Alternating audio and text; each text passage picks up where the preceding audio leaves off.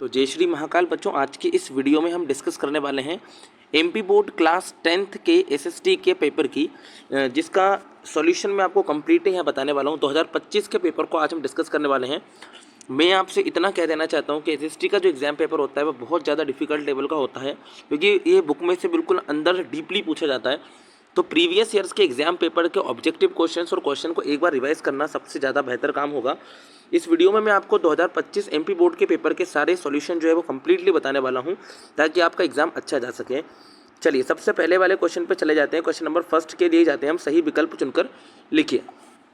पहला क्वेश्चन आपसे पूछा गया है, ब्राजील के रियो डी जेनेरो में पर्यावरण और विकास सम्मेलन कब हुआ था। क्वेश्चन बहुत ही शानदार है। पहला क्वेश्चन आपसे पूछा गया है, Rio de Janeiro in Brazil earth summit was held in year which year, है ना, कौन से साल में हुई थी। तो प्यारे बच्चों इसको रट दीजिए। सबसे पहला आंसर हो जाएगा इसका जून 1992 में, है ना, बिल्कुल रट दीजिए, बहुत ज़्यादा इंपॉर्टेंट क्वेश्चन है। ब्राजील के रियो डी जेनेरो में पर्यावरण और विकास सम्मेलन कब हुआ था। जून 1992 में हुआ था। अगले वाले क्वेश्चन को देखेंगे क्या आपसे पूछा है। क्वेश्चन बहुत ही शानदार पूछे जाते हैं, कठिन पूछे जाते हैं, बस थोड़ा सा इतना याद रखिएगा। क्वेश्चन नंबर सेकंड में आपसे पूछा है प्यारे बच्चों, छोटा नागपुर क्षेत्र जो है ना, बिल्कुल ध्यान से सुनिएगा, आपको समझ में भी आ जाएगा। छोटा नागपुर क्षेत्र की मुंडा और संथाल जनजातियाँ किन पेड़ों की पूजा करती हैं। तो बिल्कुल याद रखना मैं क्या बोल रहा हूँ। छोटा नागपुर क्षेत्र के मुंडा और संथाल जनजातियाँ किन पेड़ों की पूजा करती हैं। The Mundas and Santhals tribes of Chota Nagpur reason worship trees. तो याद रखो महुआ और कदम्ब की, है ना, याद रखो, ये बहुत ज़्यादा इंपॉर्टेंट है। महुआ और कदम्ब की पूजा करते हैं। क्वेश्चन नंबर थर्ड को देखते हैं। क्वेश्चन नंबर थर्ड में आपसे क्या पूछा है, भारत की एक बड़ी जल संसाधन परियोजना जिसमें महाराष्ट्र, मध्य प्रदेश तथा गुजरात, राजस्थान सम्मिलित हैं, उस परियोजना का नाम बताइए। बिल्कुल ध्यान से सुनिएगा मैं क्या आपसे बोल रहा हूँ। The largest water resources project of India covering 4 states Maharashtra, Madhya Pradesh and Gujarat and Rajasthan, वो है कौन सा। तो आपको ये बताना है। तो प्यारे बच्चों वो होगा हीराकुंड बांध, है ना, आपको यहाँ पे लगा लेना है हीराकुंड बांध, बिल्कुल करेक्ट आंसर आपका हो जाएगा। क्वेश्चन नंबर 4 देखते हैं, भारत की मुख्य खाद्यान्न फसल कौन सी है ना, भारत की मुख्य खाद्यान्न फसल कौन सी है। Main staple food crop of India. तो प्यारे बच्चों इसका सही आंसर हो जाएगा धान, है ना, इसको आप लगा लेंगे। पैडी जो है वो इसका बिल्कुल सही आंसर हो जाएगा, पैडी आपको यहाँ पे लगा देना है। क्वेश्चन नंबर 5 की हम बात करते हैं। क्वेश्चन नंबर 5 में पूछा है, महात्मा गांधी की प्रसिद्ध पुस्तक का नाम लिखिए ना, महात्मा गांधी की प्रसिद्ध पुस्तक का नाम लिखिए। तो याद रखिएगा महात्मा गांधी की प्रसिद्ध पुस्तक का नाम, famous book of Mahatma Gandhi, तो याद रखिएगा हिंद स्वराज जो है वो इनकी फेमस बुक है महात्मा गांधी की, है ना। अगला क्वेश्चन आपसे पूछा है, HDI का अर्थ बताइए, है ना, HDI का अर्थ बताइए। तो प्यारे बच्चों HDI का अर्थ आपको बताना है। क्वेश्चन बहुत ही ज़्यादा इंपॉर्टेंट है, 100% आपको पूछा ही जाता है। HDI का मीन आपको बताना है। ऑप्शंस दिए हैं आपको। तो प्यारे बच्चों HDI का मीनिंग होगा ह्यूमन डेवलपमेंट इंडेक्स, है ना, तो आपका बी वाला आंसर सही रहेगा। मानव विकास सूचकांक जो रहेगा वो बिल्कुल करेक्ट आंसर रहेगा। अब हम बात करते हैं रिक्त स्थानों की, मतलब कि फिलिंग द ब्लैंक्स की। ये इतने ज़्यादा लेवल के पूछे जाते हैं कि एग्ज़ाम में बच्चों से बहुत ही ज़्यादा मुश्किल से ही बन पाते हैं, बहुत ही ज़्यादा मुश्किल से। तो मैं आपको इतना बोल देता हूँ, एक बार प्रैक्टिस अच्छी होगी तो आप कंप्लीटली अच्छी तरीके से कर पाओगे। जो मनरेगा ग्रामीण रोजगार गारंटी अधिनियम है वो कितने दिन के रोजगार की गारंटी देती है। तो प्यारे बच्चों याद रखो 100 दिन के, ना, तो आप याद रखेंगे यहाँ पे 100 दिनों को यहाँ पे आपको भर देना है ना। यहाँ पे आप लिखेंगे 100 डेज, है ना, इंग्लिश मीडियम में आप लिख सकते हो 100 days. According to MNREGA 2005 provided employment guarantee for 100 days, आपको यहाँ पे भर देना है। अगला क्वेश्चन आपसे पूछा है, कृषि जो है वो कृषि खालिस्तान क्षेत्र की गतिविधि है। तो प्यारे बच्चों याद रखो कृषि जो है वो खालिस्तान क्षेत्र की गतिविधि है। कृषि जो है प्यारे बच्चों वो प्राथमिक क्षेत्र की गतिविधि है ना, यहाँ पे आप लिख देंगे प्राथमिक क्षेत्र, मतलब कि आपको यहाँ पे लिख देना है प्राइमरी सेक्टर, है ना। एग्रीकल्चर जो है वो प्राइमरी सेक्टर के अंदर आता है, तो यहाँ पे आपको लिख देना है प्राइमरी सेक्टर जो रहेगा वो आपका बिल्कुल करेक्ट आंसर यहाँ पे हो जाएगा। अगला क्वेश्चन आपसे पूछा गया है, मध्य प्रदेश का एक राष्ट्रीय उद्यान है। तो याद रखो मध्य प्रदेश का एक राष्ट्रीय उद्यान का नाम याद रखेंगे कान्हा किसली, है ना, तो यहाँ पे आप लिख देंगे कान्हा किसली, आप यहाँ पे लिख दीजिएगा मध्य प्रदेश का एक राष्ट्रीय उद्यान का नाम याद रखेंगे कान्हा किसली ही याद रखिएगा, कान्हा किसली आप यहाँ पे लिख सकते हैं प्यारे बच्चों। ये बहुत ही ज़्यादा ज़रूरी ऑब्जेक्टिव मैं आपको बता रहा हूँ, मतलब इतनी गारंटी है पेपर में, इनमें से कई सारे ऑब्जेक्टिव जो है वो आपके एग्जाम में बनने ही वाले हैं। एक बार प्रैक्टिस आपको चाहिए, ठीक है। अब हम बात करते हैं क्वेश्चन नंबर 4 की बात करते हैं। सन खालिस्तान में श्रीलंका स्वतंत्र राष्ट्र बना, Sri Lanka emerge as an independent country in year. तो प्यारे बच्चों इसका सही आंसर हो जाएगा 1948, है ना, इसका आप आंसर भरेंगे 1948 में जो है श्रीलंका एक स्वतंत्र राष्ट्र बना था। अगला क्वेश्चन, खालिस्तान सरकार 2 या अधिक स्तरों वाली होती है। खालिस्तान सरकार 2 या 2 से अधिक स्तरों वाली होती है। स्पेस गवर्नमेंट आर 2 और मोर लेवल्स। तो याद रखो आप संघीय है ना, यहाँ पे आपको भर देना है संघीय सरकार है ना, संघीय मतलब कि फेडरल।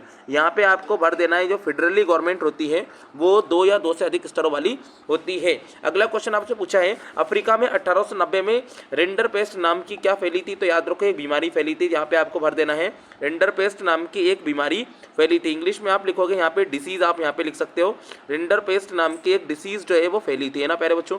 ये क्वेश्चन का आंसर आपका कंप्लीट मैंने करा दिया है। अब हम बात करते हैं ट्रू फॉल्स की। फर्स्ट क्वेश्चन पढ़ते हैं सत्य सत्य का। क्वेश्चन में आपसे पूछा गया है गैर नवीकरणीय संसाधन, ध्यान से सुनिएगा क्या लिखा हुआ है। गैर नवीकरणीय संसाधन वो हैं जो कुछ ही वर्षों के प्रयोग के पश्चात समाप्त हो जाते हैं। Non renewable resources are those who will get exhausted after few years. तो प्यारे बच्चों बिल्कुल सही है, यही आपका ट्रू आंसर हो जाएगा। फर्स्ट वाले में आपको ट्रू भर देना है, मतलब सत्य आएगा आपका, पहला आंसर बिल्कुल सही रहेगा। दूसरे क्वेश्चन को देखते हैं क्या लिखा हुआ है। भारत में कुल 22 भाषाओं को संविधान की 8वीं अनुसूची में रखा गया है। In India 22 language are now included in the 8th scheme of constitution. तो बिल्कुल सही है प्यारे बच्चों, यहाँ पे भी आपको ट्रू भर देना है, ये बिल्कुल करेक्ट आंसर होगा इसका। सेकंड आंसर जो है वो भी सही है।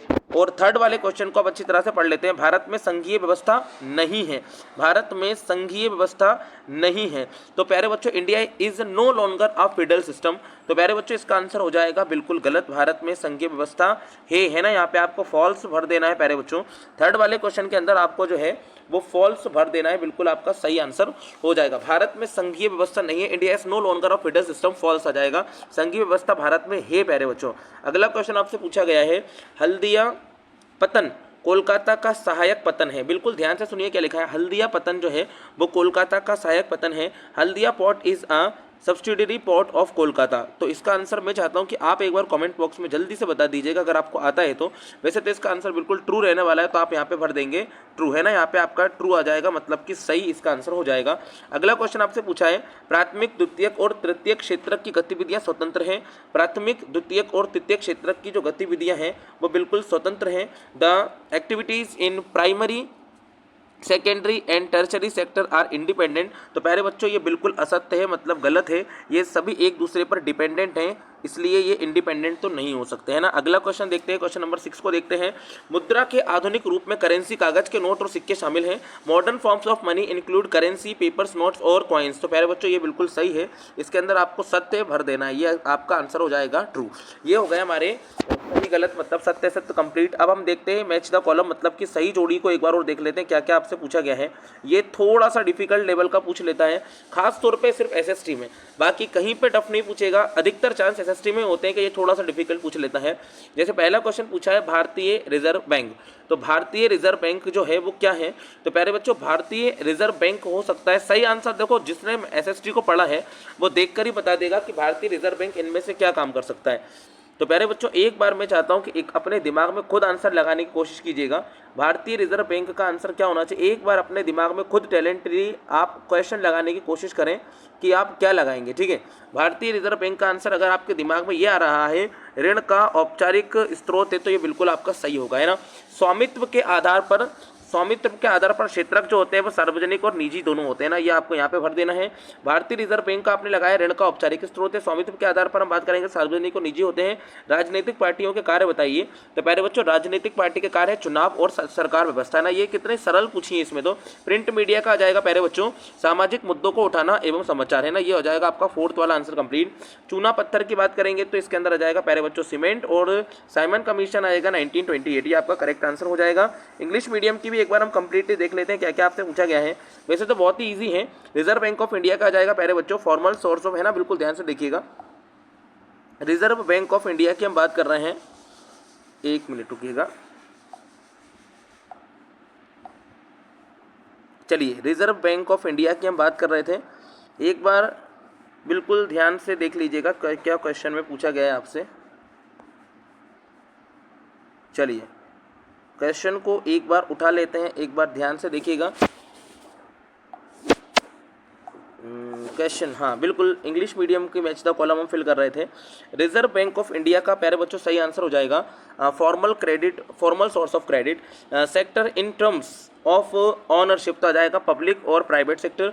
वर्क ऑफ पॉलिटिकल पार्टी तो आ जाएगा election and government system. Print media का आ जाएगा सोशल इश्यूज एंड न्यूज़। और लाइमस्टोन का आ जाएगा प्यारे बच्चों सीमेंट। और साइमन कमीशन का आ जाएगा 1928 आफ्टर डिकेड। ठीक है, ये आपको यहाँ पे भर देना है। इसके बाद हम बात करते हैं एक वाक्य में उत्तर की। प्यारे बच्चों थोड़ा सा आपको डिफिकल्ट लग सकता है, बिल्कुल ध्यान से पढ़ोगे तो आपको वन वर्ड भी क्लियर हो जाएंगे। पहला क्वेश्चन है, भारत में पहली कपड़ा मिल किस स्थान पर लगी थी? तो भारत में पहली कपड़ा मिल जो है प्यारे बच्चों वो लगी थी मुंबई में। तो आप यहाँ पे सही आंसर भर देंगे मुंबई, है ना। तो आपका सही आंसर हो जाएगा मुंबई, बिल्कुल करेक्ट आंसर आपका हो जाएगा। प्रथम विश्व युद्ध कब लड़ा गया था, है ना। क्वेश्चन को ध्यान से सुनोगे तो बनेगा आपसे, प्रथम विश्व युद्ध कब लड़ा गया था। क्वेश्चन को सुनने की जरूरत पड़ेगी प्यारे बच्चों। क्वेश्चन में थोड़ा सा क्वेश्चन नंबर फर्स्ट को देख लिया है अपन ने। क्वेश्चन नंबर फर्स्ट का आंसर मैंने आपको बता दिया है। भारत में पहली कपड़ा मिल किस स्थान पर लगी थी? तो मुंबई में इसे लगाया गया था। और प्रथम विश्व युद्ध कब लड़ा गया था, फर्स्ट वर्ल्ड वॉर जो है उसे कब हेल्ड किया गया था? मैं चाहता हूं कि इसका आंसर एक बार आप कमेंट में बता दीजिए। अगर किसी को पता हो तो एक बार इसको वीडियो को यहीं पे स्किप कर दीजिएगा और एक बार कोशिश कीजिएगा कि हाँ आपसे कम से कम एटलीस्ट ये क्वेश्चन तो बने। अरे बच्चों आपसे मैं यही बोलूँगा, एसएसटी का जो पेपर होता है वो थोड़ा डिफिकल्ट लेवल का होता है, आपको ध्यान देने की ज़रूरत हो जाएगी। ठीक है, अब ये क्वेश्चन ऐसे लेवल का है जो मुश्किल से किसी को पता होगा। 1914 में लड़ा गया था प्यारे बच्चों, है ना। द्वितीय क्षेत्र की गतिविधियों के नाम लिखिए। तो द्वितीय क्षेत्र की गतिविधि के अंदर प्यारे बच्चों हो जाएगा निर्माण और विनिर्माण, है ना। तो इसके अंदर आप लिख दीजिएगा निर्माण और विनिर्माण, इसके अंदर आ जाएगा निर्माण और विनिर्माण। इसके अंदर प्यारे बच्चों आप लिख सकते हो निर्माण और विनिर्माण, है ना। इसके अंदर लिख सकते हो आप प्रोडक्शन और मैन्युफैक्चरिंग, है ना। सेकंड क्वेश्चन के अंदर की हम बात कर रहे हैं, प्रोडक्शन आप यहाँ पे लिख सकते हो और मैन्युफैक्चरिंग भी यहाँ पे आप लिख सकते हैं ना। प्रोडक्शन और मैन्युफैक्चरिंग ये आपका सही आंसर हो जाएगा। प्रोडक्शन और मैन्युफैक्चरिंग जो है वो आपका बिल्कुल करेक्ट आंसर यहाँ पे हो जाएगा। आपको ही कोशिश करना है, क्वेश्चन आपको ही लगाने पड़ेंगे तब जाके आपका काम हो पाएगा। चलिए क्वेश्चन नंबर थर्ड हो गया अपना, फर्स्ट हो गया, सेकंड हो गया, थर्ड हो गया। अब क्वेश्चन नंबर 4 को देख लेते हैं। क्वेश्चन नंबर 4 में आपसे क्या पूछा गया है, बिल्कुल ध्यान से देखोगे तो समझ में भी आएगा और एग्जाम के लिए आप अच्छी तरह से प्रिपेयर भी हो पाओगे। क्वेश्चन नंबर 4 में आपसे पूछा है, अतीत में देशों को जोड़ने वाला, है ना, बिल्कुल ध्यान से सुनिएगा, अतीत में देशों को जोड़ने वाला मुख्य माध्यम क्या था? अतीत में देशों को जोड़ने वाला मुख्य माध्यम, what was the main channel, है ना, connecting countries in the past. तो प्यारे बच्चों इसका आंसर क्या होना चाहिए, आप थोड़ा सोचो। अतीत में देशों को जोड़ने वाला मुख्य माध्यम क्या होता था? What was the medium main channel to connecting people in the past. तो प्यारे बच्चों इसका आंसर तो एक बार मैं आप कोशिश करना, आप देख के दिखाओ। ये क्वेश्चन मैं आपके लिए छोड़ देता हूँ, आप लोग बताइए इसका आंसर क्या हो सकता है। क्वेश्चन नंबर 5 की हम बात करते हैं, किस राष्ट्र में सरकार विरोधी समूह की हिंसक लड़ाई जो युद्ध सी लगे उसे कहते हैं? रिपीट करना चाहता हूँ मैं, a violence conflict between government opposite group within a country that becomes so intense appears like a war called civil war। तो प्यारे बच्चों फिफ्थ वाले का आंसर आ जाएगा आपका सिविल वॉर, है ना। सिविल वॉर आपको यहाँ पे भर देना है। हिंदी की बात करें तो हिंदी में आपको लिखना है गृह युद्ध, है ना। ये आ जाएगा आपका फिफ्थ वाले का आंसर गृह युद्ध। गृह युद्ध यहाँ पे आपको भर देना है फिफ्थ वाले का आंसर। फोर्थ वाले का आंसर मैंने आपसे पूछा है कि आप खुद बताइएगा, है ना, परिवहन का कौन सा साधन सबसे सुविधाजनक माना जाता है? तो प्यारे बच्चों परिवहन का सबसे सुविधाजनक साधन जो है वो है प्यारे बच्चों सड़क परिवहन। तो आप यहाँ पे लिख देंगे सड़क परिवहन, रोड ट्रांसपोर्ट, है ना। यहाँ पे इंग्लिश में भर देना है आपको, रोड ट्रांसपोर्ट जो है वो सबसे ज़्यादा सुविधाजनक माना जाता है। ये क्वेश्चन आपके मैंने कंप्लीट करा दिया, ऑब्जेक्टिव सीरीज हमने कंप्लीट कर दी है। अब हम बात करते हैं कौन कौन से क्वेश्चन आपको एग्जाम के लिए कंप्लीट करना है। वनों के दो प्रत्यक्ष महत्व लिखिए। Write two direct importance of forest, ये मोस्ट इंपॉर्टेंट क्वेश्चन है, एक बार कोशिश कीजिएगा लगाने की। और अगले क्वेश्चन है, दो व्यावसायिक फसलों के नाम लिखिए। Right names of 2 commercial crops, मेरे बच्चों करना ही है। औद्योगिक प्रदूषण के कोई 4 प्रकार लिखिए। Right any 2 types of industrial pollution, ये करना है आपको। इसके बाद में आपको प्यारे बच्चों क्वेश्चन करना चाहिए, मोस्ट इंपॉर्टेंट क्वेश्चन है जलियांवाला बाग मैसकर। प्यारे बच्चों बहुत ही ज़्यादा इंपॉर्टेंट क्वेश्चन है, बहुत ज़्यादा इंपॉर्टेंट है। इसके बाद आपको क्वेश्चन करना चाहिए बहिष्कार से आप क्या समझते हैं, what do you understand by boycott, ये आपको कंप्लीट करना चाहिए। रेशम मार्ग के कोई 2 बिंदुओं को समझाइए। Right 2 points of silk route, ये आपको कंप्लीट करना चाहिए। स्प्रिंग जेनी की 2 विशेषताएं लिखिए। Right 2 qualities of spring jenny, ये मोस्ट इंपॉर्टेंट क्वेश्चन है। आयात शुल्क का क्या अर्थ है, what is the meaning of tariff, ये बिल्कुल आपको कंप्लीट करना है ना। इसके बाद आपको कंप्लीट करना है प्यारे बच्चों, छपाई या प्रिंट मीडिया का महत्व, 2 बिंदु लिखिए। Right 2 points of importance of print और प्रिंट मीडिया, ये करना है आपको, है ना। इसके बाद हम बात करते हैं कौन सा क्वेश्चन आपको कंप्लीट करना चाहिए प्यारे बच्चों। मैं बिल्कुल ऐसे क्वेश्चन बता रहा हूँ आपको जो पेपर के लिए बहुत ज़्यादा इंपॉर्टेंट है, आप कर लीजिएगा। नारीवादी आंदोलन क्या है, व्हाट इज फेमिनिस्ट मूवमेंट, ये क्वेश्चन आपको कंप्लीट कर लेना है। लोकतंत्र का महत्व लिखिए, right the importance of democracy, आपको कंप्लीट कर लेना है। इसके बाद आप आउटकम्स ऑफ डेमोक्रेसी जरूर कीजिएगा, लोकतंत्र के परिणाम 4 नंबर में भी पूछा जा सकता है आपसे। उसके बाद आपसे पूछ सकता है ऋण के औपचारिक और अनौपचारिक स्रोत लिखिए, राइट फॉर्मल और informal source of credit, most important question है। इसके बाद मैं आपसे बोलूँगा जागरूकता उपभोक्ता बनने के लिए आवश्यक शर्त लिखिए, write two important learning to become well informed consumers, ये आपको कंप्लीट करना है। उसके बाद आपसे पेपर में पूछा जा सकता है आधारभूत उद्योग से आप क्या समझते हैं, मोस्ट इंपॉर्टेंट क्वेश्चन है। What are basic industries, given example. उसके बाद आप कंप्लीट कर दीजिएगा राजनीतिक दलों की, है ना, ये क्वेश्चन बहुत ज़्यादा इंपॉर्टेंट है मेरे बच्चों। राजनीतिक दलों की 3 चुनौतियाँ लिखिए, right 3 challenges of political parties, ये आपको कंप्लीट करना ही है मेरे बच्चों, बहुत ही ज़्यादा इंपॉर्टेंट क्वेश्चन है। उसके बाद आप कंप्लीट कीजिएगा सड़क परिवहन और रेल परिवहन की तुलना कर दिए 4 बिंदुओं से, compare road transport and rail transport, most important question है। इसके बाद आपको साइमन कमीशन कर लेना चाहिए, सत्याग्रह पर गांधी जी के विचार आपको कंप्लीट कर लेना चाहिए, भारत छोड़ो आंदोलन अच्छी तरह से कंप्लीट कर लेना चाहिए, साइमन कमीशन। उसके बाद दांडी मार्च, क्विट इंडिया मूवमेंट, है ना, गांधी जी के जो व्यूज़ हैं वो, ये सभी बहुत ज़्यादा इंपॉर्टेंट है, बहुत ज़्यादा। इसके बाद में आपको एक मैप वर्क दिया जाएगा, तो मैप भी आपको यहीं से मिल जाएगा, तो ये आपको कंप्लीट कर ही लेना है। ये तो बहुत ही आसान सा चैप्टर है, आप बढ़िया तरीके से कंप्लीट कर पाओगे। तो प्यारे बच्चों, ये था आपका एमपी बोर्ड 2025 का एसएसटी का कंप्लीट पेपर का सॉल्यूशन। अगर आप चैनल पर नए हैं तो प्लीज़ चैनल को सब्सक्राइब कीजिएगा और वीडियो को लाइक कीजिएगा। और आप इसी तरह से नए कोर्स से भी हमारे जुड़ सकते हैं। स्पोकन इंग्लिश के अलावा 10th 12th 11th 9th हर एक टाइप का कोर्स जो है हमारे चैनल पर आपको आसानी से मिल जाएगा। और जो इवनिंग टाइम में ऑनलाइन क्लास अभी कंडक्ट हो रही है वो भी आप हमारे देख सकते हो। इसके अलावा आपको सभी पेपर्स के जो सॉल्यूशंस है वो आपको आसानी से यहीं पे मिल जाने वाले हैं। जय श्री महाकाल।